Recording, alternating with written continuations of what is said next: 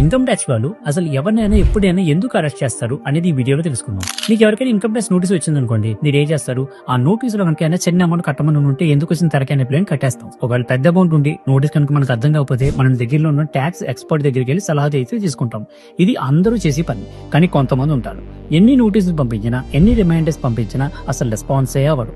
So అలాంటి వాళ్ళు income tax వాళ్ళు ఎలా డీల్ చేయాలి అంటే, వాళ్ళ ముందు 2 ఆప్షన్స్ ఉంటాయి. మొదటిది, ఒక నోటీస్ అయితే పంపిస్తారో దీన్నే సమన్స్ నోటీస్ అంటారనమాట.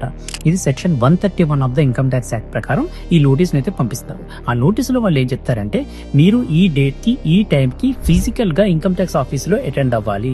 ఒకవేళ అటెండ్ అవ్వకపోతే మీకు జైలు శిక్ష పడుతుంది, దాదాపు 2 ఏళ్ల దాకా జైలు శిక్ష పడుతుంది అని చెప్పైతే ఆ నోటీస్ లో ఉంటుందన్నమాట. ఇది ఒక ఆప్షన్. ఇంకా రెండో ఆప్షన్ ఏంటంటే, మన bank account information income tax offices దగ్గర ఉంటుందన్నమాట.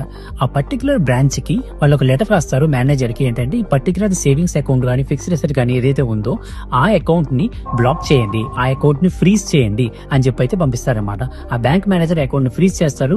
మీరు ఆ సేవింగ్స్ అకౌంట్ నుంచి కానీ, ఎఫ్టీ అకౌంట్ నుంచి కానీ, కరెంట్ అకౌంట్ నుంచి కానీ ఏదైతే అకౌంట్ ఉందో ఆ అకౌంట్ నుంచి ₹1 కూడా విత్డ్రా చేయలేరన్నమాట. ఇలా చేస్తే వాళ్ళే పరిగెత్తుకుంటూ ఇన్కమ్ ట్యాక్స్ ఆఫీస్కి వెళ్తారనమాట. ఎలా ఉంది ఇన్కమ్ ట్యాక్స్ ఆఫీసర్స్ కంట్రోల్? ఇలాంటి మరిన్ని ఇంట్రెస్టింగ్ అప్డేట్స్ నేను మీకు అందించాలి అంటే ఈ ఛానల్ ని తప్పకుండా సబ్స్క్రైబ్ చేసుకోండి.